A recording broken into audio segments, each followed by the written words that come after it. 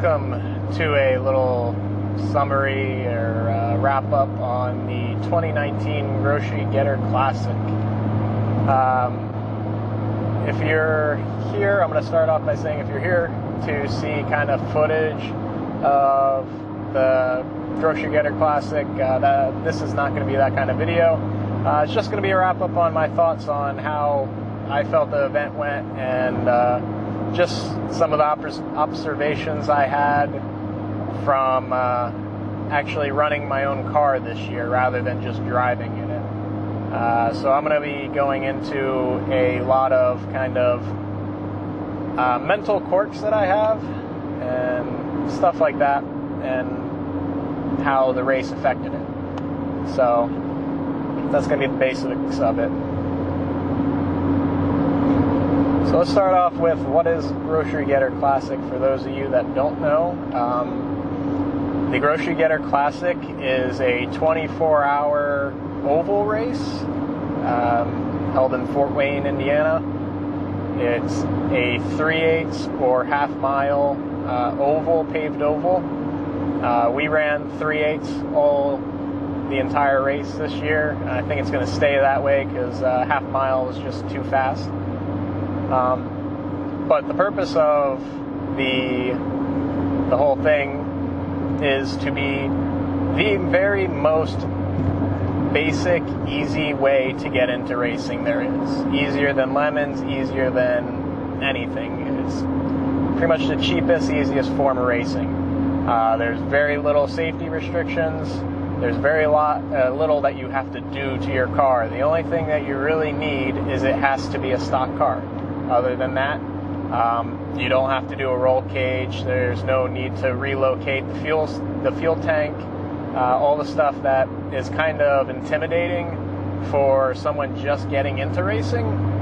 You don't have to do that, and it makes it much more entry form of racing than anything else I've seen. So the specifics of this year.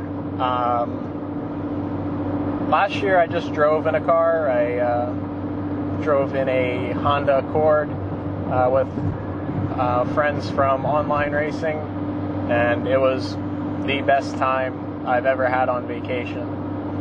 This year I decided I wanted to bring my own car, a fun car, and by happenstance I managed to acquire a Buick Roadmaster on eBay.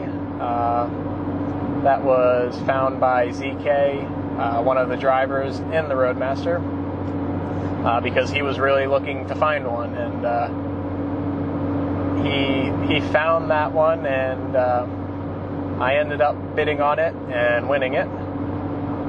And it was just convenient and easy because I like eBay in the fact that I don't have to interact with anyone. You don't have to call, you don't have to haggle. You see the price, you go to what you want. There's no communication. You win it, then you talk to the person, you figure out picking it up, all that, and it's a lot easier interaction-wise. It was a cakewalk to buy this car off of eBay. Whereas Craigslist is stressful for me because I'm not one for human interaction, so it was easy to do that. And normally what keeps you away from eBay is the fact that it's more expensive to buy off eBay, typically. But it's convenient. So I ended up with a Buick Roadmaster, which is an absolute boat of a vehicle. I believe, I don't know exact numbers, but I believe it's like 19 feet long and 4,500 pounds. It is huge. It has 3 rows of seats with the third row facing backwards, the rumble seats. And it's just cool. It's a really cool car. One in good condition would be a fun car to just drive. I got that from driving the Roadmaster, is I would really enjoy driving one of those just on a road trip. Oh my god, it's like it floats, it's comfortable, you're like sitting in a couch. It would be fantastic for long drives. And it was a cool car, but ridiculous. It fit the build of what I would like, which is a ridiculous car, something absolutely stupid. And whether it's stupid as in this car is never going to survive, it's not meant to race, it's not meant to live when you drive it normally, that kind of stuff, I like that. Or stupid in this car doesn't belong in a track, like any track, anywhere, which is what the Roadmaster fell into. It wasn't fast, it wasn't unreliable by any standpoint, it's a Chevy 350, but it was ridiculous in just sheer size and how it wallowed.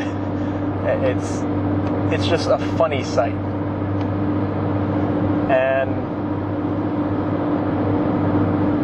to kind of add on that, and this is where we get into the mental quirks aspect of it, I decided, you know what, I should kind of do up the car. It's not quite ridiculous enough just being big. It's a boat. Why don't I make it a boat?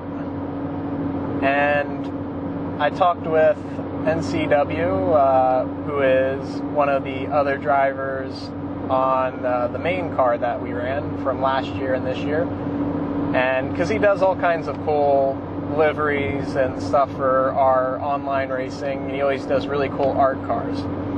So I asked him if he could make the Roadmaster look like a dazzled ship, which for those of you that don't know what that is, it's World War I era ships. They painted these graphics on the ships that are basically just random lines in all different directions, different sizes, and the purpose of it is that kind of variation makes it difficult when you're on the ocean to tell what you're looking at. You can't tell if you're looking at the front or back of the boat or anything.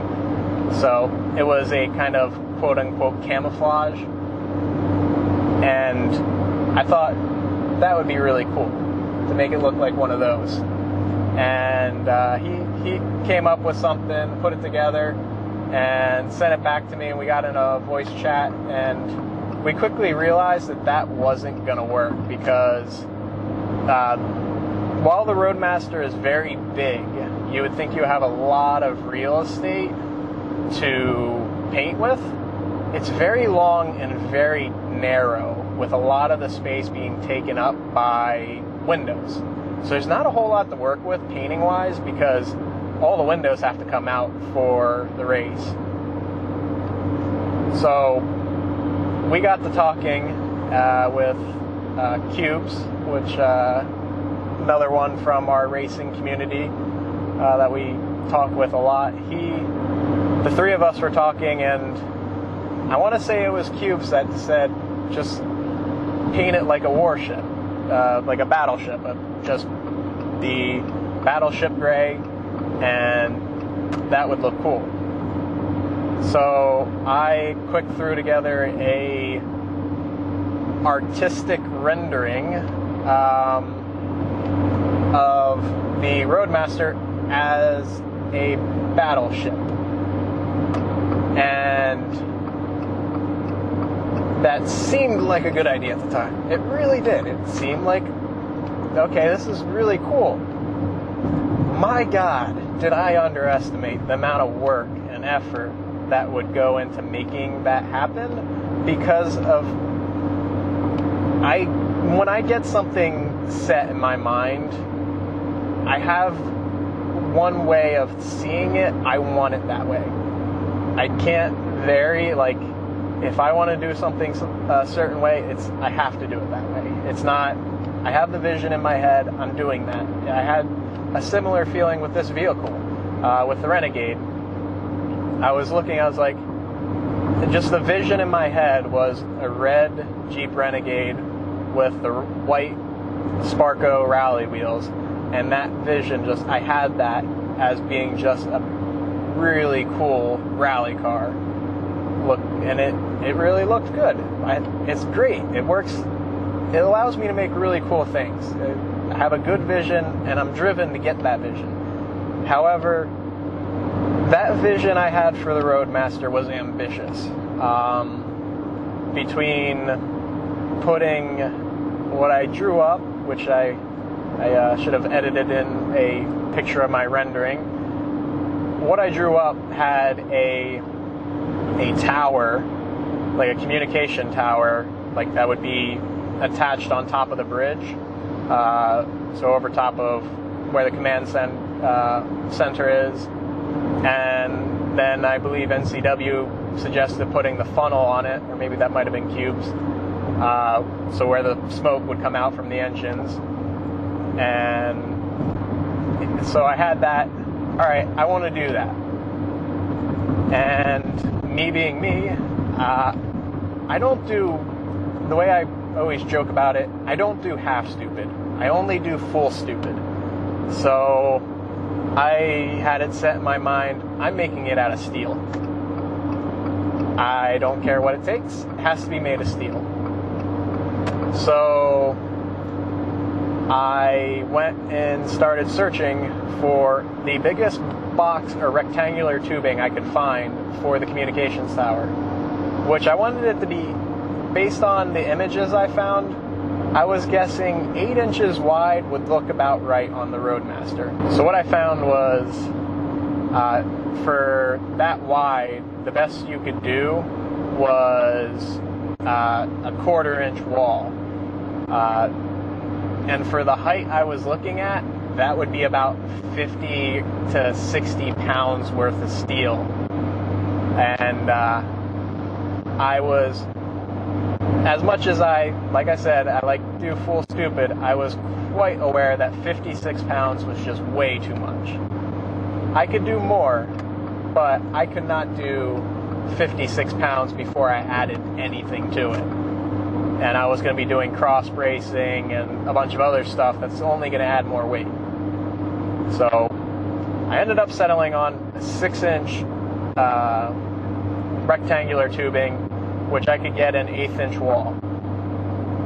And that allowed for me to knock the weight down once I was completely done. Everything on it, that all was attached to a 2 foot by 2 foot 1/8 inch steel plate. And all that together weighed a grand total of, I believe, 56 pounds, which, granted, is very heavy. However, it's lighter than if I went 8 inch wide, a lot lighter. And in my experience, between the 2 layers of roof and the 1/8 inch steel plate, it would take a hell of a lot of force to make it go through.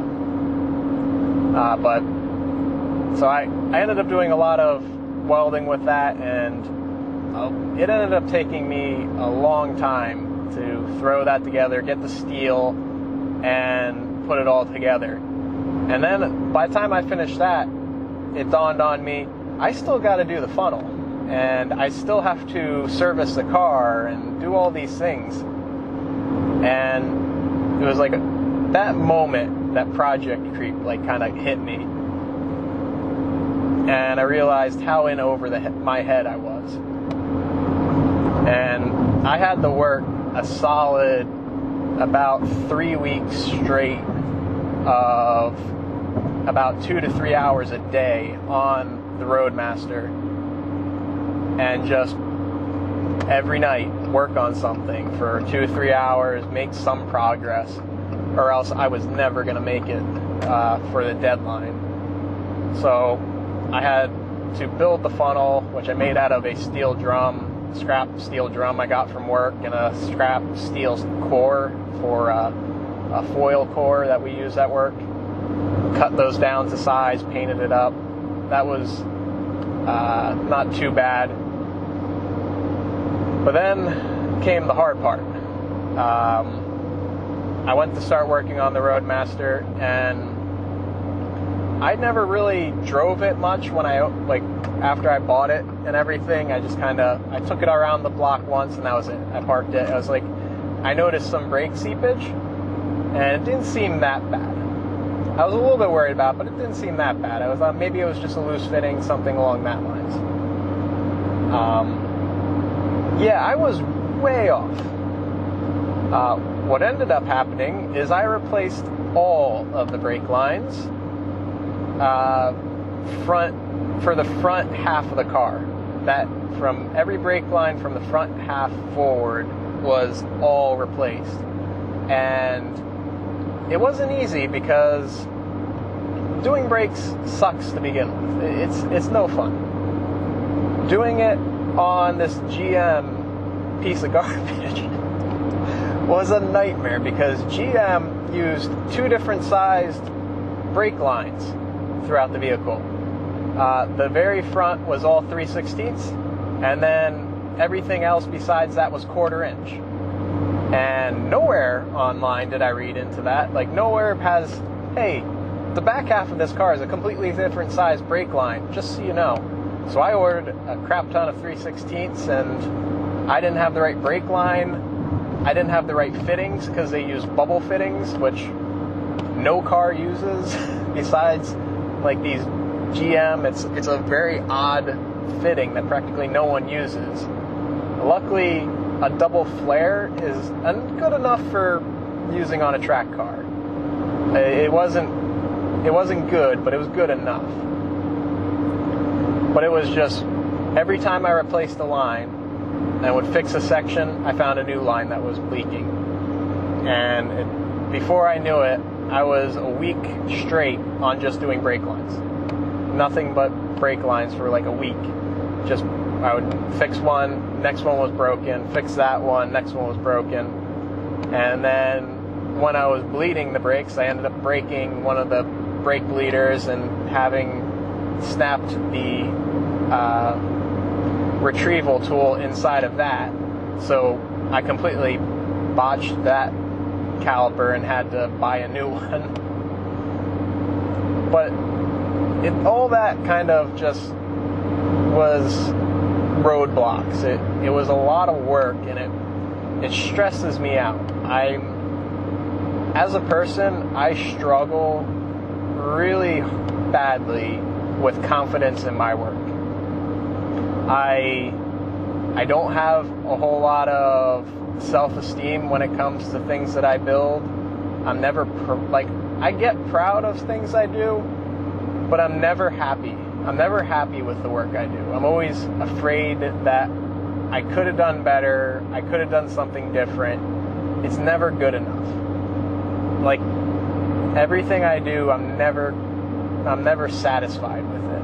And that weighs a lot on me, especially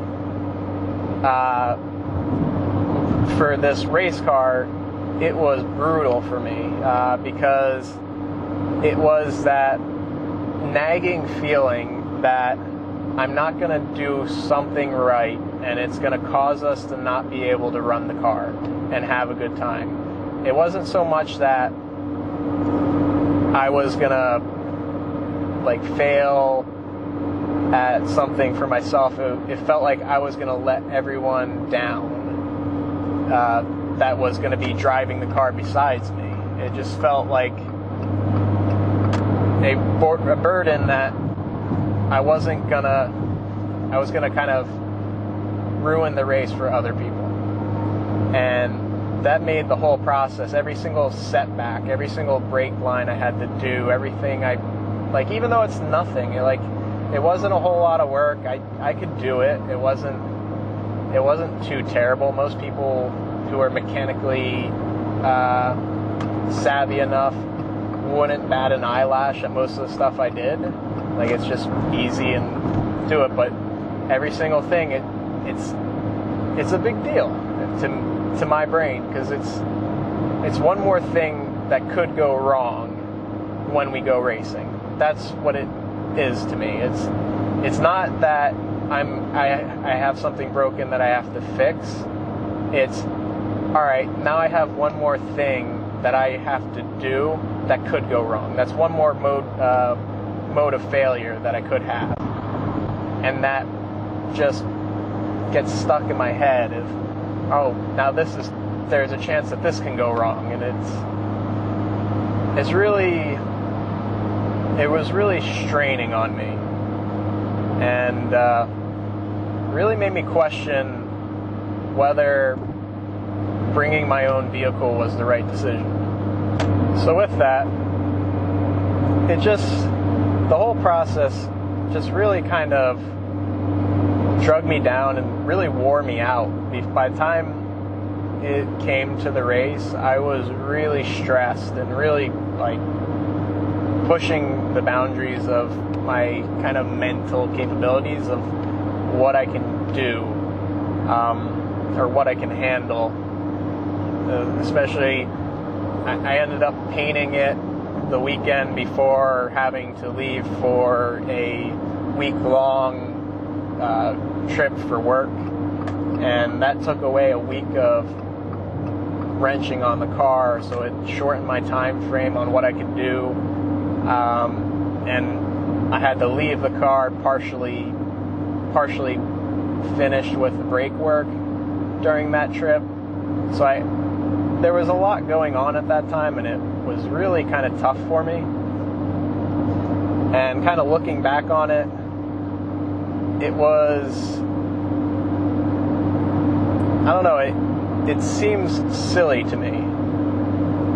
And the more, when I think about it, it's silly that I get so stressed out about doing that kind of work, and I get so stressed about things going wrong. The whole purpose of that car was supposed to be, you have fun in it, you get in, you romp on it. If something goes wrong, who cares? You bodge it if you can, throw it back together if you can get it back on the road. If you can't, all right, the car's done. We still have our other car. We can still race. It wasn't intended to be like a competitive car, but it just, my brain just can't get past that. It's just one of the things I always fight with, and it just seems silly looking back on it. The other thing that kind of, I don't know, it bothered me when I left the race. So something bothered me when I left the race was that I felt like I failed in the purpose of the car. I felt like a failure leaving that race, which I know to the other drivers of the car especially, and I think to most of the people that know of the car and know how we did, which it went the full 24 hours. It did a pretty good job. It did far exceeded what we were expecting, but it felt like a failure to me. It really did, because like I said, the purpose of that car was supposed to be, you hop in it, you push that car as hard as you can, beat the ever-living crap out of it, and then let it die, and then we'll fix it and keep fixing it until we can't fix it anymore. That was going to be its purpose. And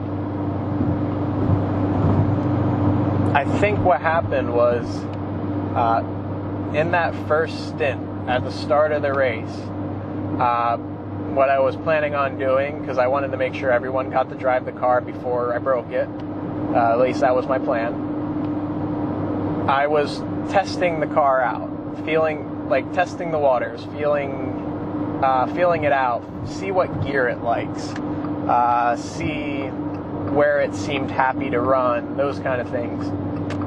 And shortly into driving, maybe not even 10 minutes in, the temperature started climbing, and it did not want to drop. It climbed all the way to 210, and then to 220, and it just stayed there. It did not want to go, and I spent my entire time trying to figure out how to keep it from getting too hot. And I don't know if it's something to do with my prior history with overheating. That's kind of why in some of my social media pages you'll see overheating slacker. It's because I have a history with overheating. My first car overheated more times than I can count. It got to the point where when I would travel more than an hour, I would factor in how much time it would take me to let the car cool down, refill it with coolant, and then drive to my destination. I factored in me overheating into the destination time. And without fail, I would overheat. I would fill it back up after it cooled down, drive to my destination, get there. And I got really good at that. I shouldn't have, but I got really good at that. And I also got really good at sensing when a car is running hot and kind of managing it, trying to min-max airflow, min-max my throttle input to keep the car happy. And I think it's that prior history, as soon as the Warmaster started to get hot, that part of my brain kicked on and said, okay, let's figure out how to make this thing not overheat. Let's try to figure out how to keep it alive. Not thinking, all right, who cares if it overheats? We got plenty of water. Throw more water in it, remove the grill, remove the hood, hell, whatever you need to do, keep it cool. No, my brain went, all right, let's make it manage that temperature. And I think right after that moment, I just kind of went into a preservation of, let's just run this car and preserve it. And it, Jeep coming up, I just went into this kind of preservation of trying to save the car. And I think that worked. I think in the end, like I said, I felt like I failed with what I intended to do. But reflecting on it, maybe that's not a bad thing. I think if I was to ask the other drivers of the car, they would say that it's probably best that we didn't run it to the ground and go as hard as we can, because I think they enjoy just running the car and having a good time. And maybe we're sure we weren't beating on the car and killing it and then fixing it, but we were having fun.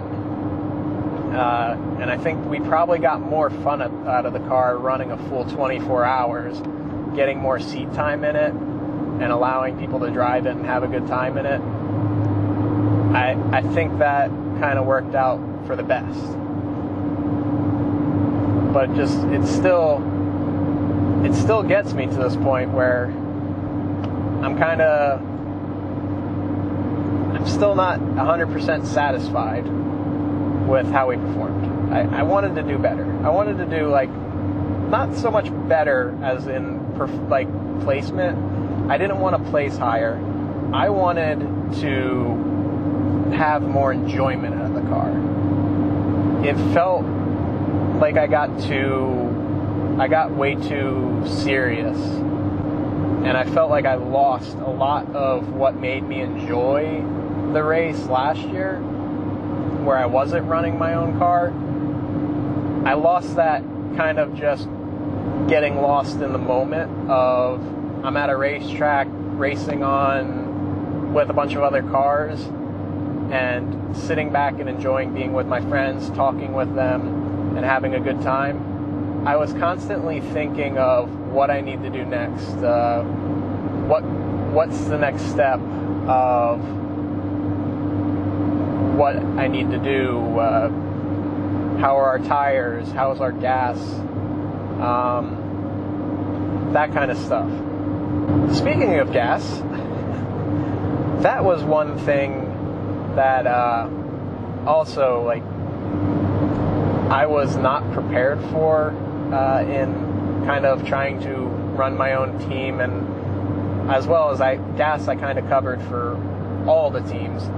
What I ended up doing is I got to use oil drums, 55-gallon oil drums, and cleaned them out with some gasoline, and figured I'd use them. And I figured 110 gallons of fuel, that should be more than enough for our 3 cars, because we had the Accord from last year, the Civic, and the Warmaster. I was like, 110 gallons should be enough. And then what I didn't account for when I thought that was when we did it, and I was kind of running my mental calculations of how much we would need, I was basing my calculations off of one car, a Honda Accord, which is pretty fuel efficient to begin with. But not only that, it was halfway through the race with the Accord, because we were running low on tires, we started to baby that car. We were barely pushing it. You were coasting a lot, and you weren't running up to high speeds. So we were barely using fuel for half of the race because we were trying to preserve our tires. I completely forgot to account for that. Got distracted. There was the Sierra Blue Renegade, the one I wanted, that went by. It's a light blue. Anyway, I really forgot to factor that into my calculations, and I realized that when we were on the way to the track. We were driving out there, and I had a lot of time to think, kind of reflect on everything. I realized, holy crap, we're going to be short by like 20, 30 gallons. There's no way we're gonna have enough. And little did I know, that was wrong too. We went through so much gas, so much faster than I was expecting. We ended up blowing through both 55-gallon drums within half of the race. And luckily, it wasn't actually all of it. We left like 10 gallons in the bottom because the pump wasn't adjusted right. But we blew through that gas way faster than I was even expecting. And then I had brought extra cash, so I go, all right, we'll fill one of the drums back up. We filled that back up, and then before we knew it, that was gone. So it's like, crap, we just blew through all of that. Now we're trying to scrounge all our money together, because I used all my cash to fill the drum back up. And now we're gonna go 5-gallon jug at a time at the gas at the track.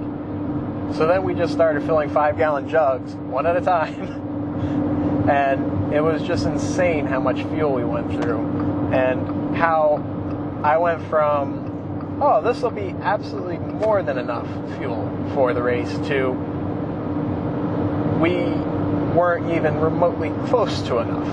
It was just the things that kind of I didn't account for from the first year, because the first year I just showed up and drove. I showed up the day before the race, helped out with decorating the cars, and then drove. There was no stress. Well, other than trying to fix the brake line before the race started. But there was practically no stress for me. One of the other things that I kind of found out this year that I wasn't really ready for was the physical strain. I didn't even have the inkling of forethought of how physically draining the race was going to be on me. I remembered getting tired from the first one, but that was mental. It was from the mental stimulation of all the avoiding all the cars, running on a track, but it didn't seem that bad. This year, doing 2 cars was completely different. It took a whole new level of physical strain on me. It really wore me out, and it really wore me out much faster than I was expecting. It was the fact that I was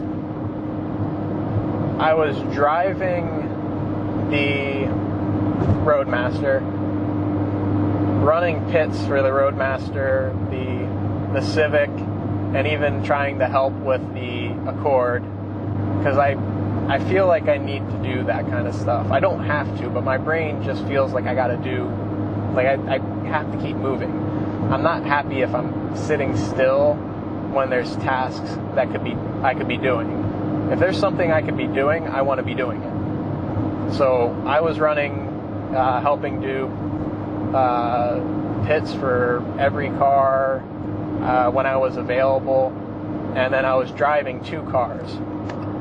And the just absolute physical toll that had on me, like by halfway through the race, I got to the point where I was like, I can't drive the Roadmaster or the Warmaster anymore. I can't. I need to take a break because I hurt everywhere. I can barely like focus on things, like trying to put lug nuts. I was struggling to put the lug nuts on. It was getting to be like physically difficult to do tasks. So I actually had to like stop driving for a good 3-4 hours and like do nothing, no driving or anything, and calm down, because it was just, I was beat and I was just not physically fit enough to be doing that. And I think that's something I'm going to have to work on if I want to do this again next year, is I need to make sure I'm in much better physical shape. Like I'm not seriously out of shape or anything, but I'm very out of shape is, I guess, the best way to put it. I'm very skinny. I don't have very much muscle, so trying to do stuff like hold yourself in place when driving the cars, it's a lot on the body, and especially for someone like me who has 0 core muscles. It's just, there's nothing down here, no muscles. And when you're going around a track, it may not seem like it, but when you're going around a track, even in something as mundane as a Civic, you have these incredible forces pulling you to the outside of the car. I think the best way I can put it is, if you ever, like when you're driving your car and you get on a off-ramp or an on-ramp for that matter, and you drive too fast through it, like you kind of not paying attention and you're driving too fast through it, and you're like, have to physically grip the wheel harder and hold yourself in place. It's like that, but twice the force, and for hours, like for an hour straight. There's a speed trap ahead. Yes, there is. There's a cop. I see him. So it's a lot. It's a lot for someone that doesn't. Oh, they must be really trying to get people, because there's another one up ahead. But yeah, it's a lot to put on your body, and I was not prepared for that. And I think one of the other things that probably played a huge role in how physically tiring it was for me is I didn't sleep very well. And by not sleeping very well, I mean I didn't sleep. Like, no sleep. The days prior to the race, I got maybe 2 hours of sleep. The day before the race, I got 0 sleep. Did not sleep at all. I just sat in bed, stressed out, thinking of all the things that could possibly go wrong with the car, and didn't sleep. I tried. I did everything I could think of. I put music on. I tried watching videos. Nothing worked. I just couldn't sleep. I was too stressed, thinking of all the things that could screw me over in the race, all the things that how it could ruin my weekend, things I shouldn't be worried about, but things that I thought, like, my brain couldn't shut off. So I didn't sleep, and it was probably a big contributor to why I was so tired and so beat from this. I was running on empty to start with, and then I was pushing my body through a lot. And I think that is one of those things that makes running my own car difficult is just I stress myself out so much with all this mundane crap I shouldn't be worried about, but I can't shut off. And it's just a lot to take in. And I think because of all that, I don't think I enjoyed this year as much as I did the first year. I still think that first year was my best vacation I've ever had. I thought having the extra cars and having more of my friends around would make this year that much better, but it actually made it worse to an extent for me because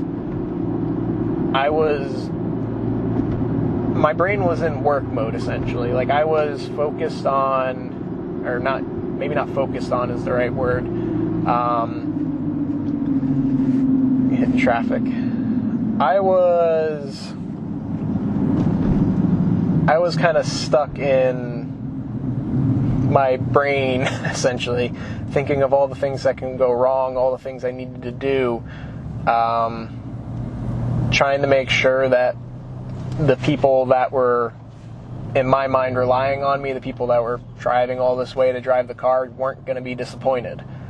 And all of that combined, like, it took me out of the kind of enjoying the moment, enjoying being around friends, enjoying just being on the track as much. Don't get me wrong, I still had an absolute blast driving around the track,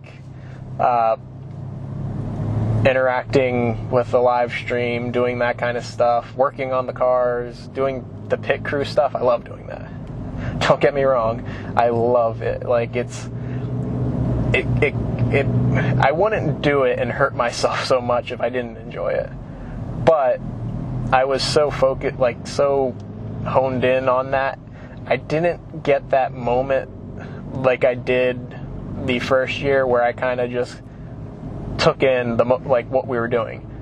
Like really thought about and kind of sat back and relaxed and said, holy crap, I'm racing a car in an actual race with my friends that I met online doing online racing. Like, I had that kind of moment of, holy crap, we're doing this. This year I didn't really have that moment. Like, it never really sunk in. And maybe it's because that was something I get with the first time we did it. Maybe it's because we were doing it a second time. We had already done it. Maybe that's why I didn't quite get that same moment of, holy crap, what we're doing right now is incredible. And it never really felt like that to me. And I think that kind of made me feel like this one wasn't quite as good, even though I was surrounded by more of my friends and we accomplished arguably so much more this year. We had not one, but 3 cars that we ran make it a full 24 hours around the track. And it wasn't like a cakewalk. We had our moments, we had our crashes, we had our little dramas that popped up, but we pushed through them all and we finished. And it's what we did was incredible. It didn't feel as much of an accomplishment to me. And I don't know why. Like, it just felt like this year wasn't quite the same to me. And I feel like a lot of that has to do with the fact that I was building a car and running a car. I feel like that had a lot to do with it. I guess the one thing I don't know, and I kind of been thinking about, and as the deciding factor of whether, and something that's kind of driving me to want to get another car for next year, and have had me actively looking already for another car, was the fact that while maybe I didn't quite get that same feeling that I did the first year, and didn't really have as great of a vacation as the first year, I feel like overall it was a better experience for everyone else. Like, I think overall everyone that was there was more enjoyment out of it from the group, because we had a larger group this time. If we only ran one car, like, there'd be no, like, ZK and Banca maybe would come out and spectate, but not be involved with driving. Like, that adds that extra layer. And my dad, who came out and ran the car as well, I think he got a much better understanding of why I do all the online racing that I do, and maybe even a tiny bit realize why I spend so much damn time on the computer talking with these friends that aren't actually there. I think he got the tiniest inkling of why I do that, and maybe got a little bit of insight. But I think that is what's kind of driving me to get a car for next year. But I think with that kind of wraps up my thoughts, for the most part, of how this Grocery Getter went for 2019.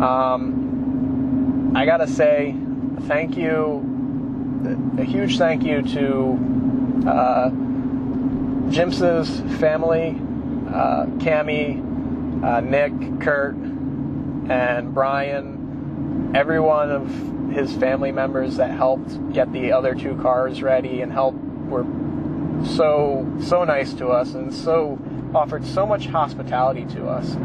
They were beyond kind, and it was extremely relaxing having a place to work on the cars, and knowing that the other cars were in good hands, and I didn't have to do anything with them. I didn't have to work with them folding a brake line underneath the car minutes before we have to be on track.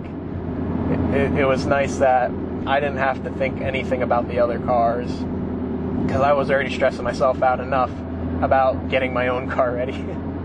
So that was huge, and I really appreciate them, because the trip would have been probably too much for me if it wasn't for them. It would have been, I probably would have been overwhelmed and probably had a bad time. I don't think I would have enjoyed it at all if it wasn't for the efforts that they put in.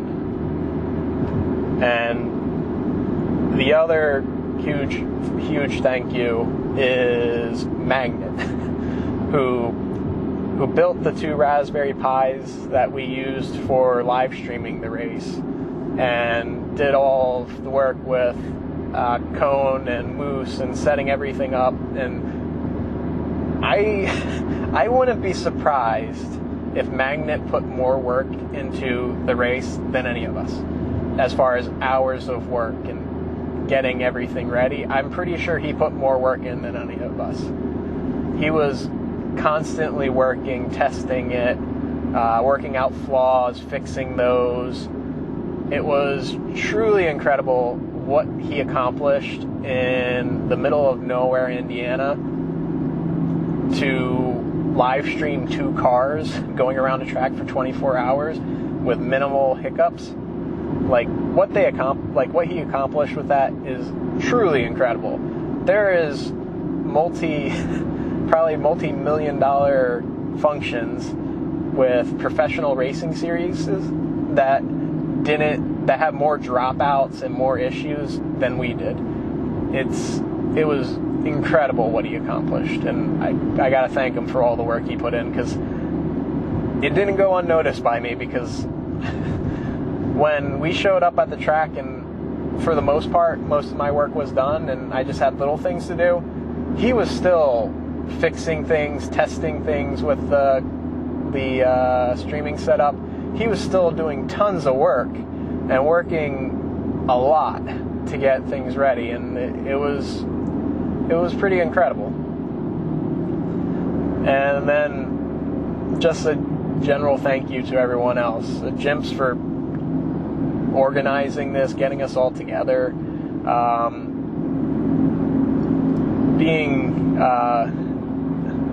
being just generally good, and everyone else like NCW for coming out and spending the time with us. I know he's incredibly busy, but him taking time out of his busy life to come race with us is really awesome, and it's really cool.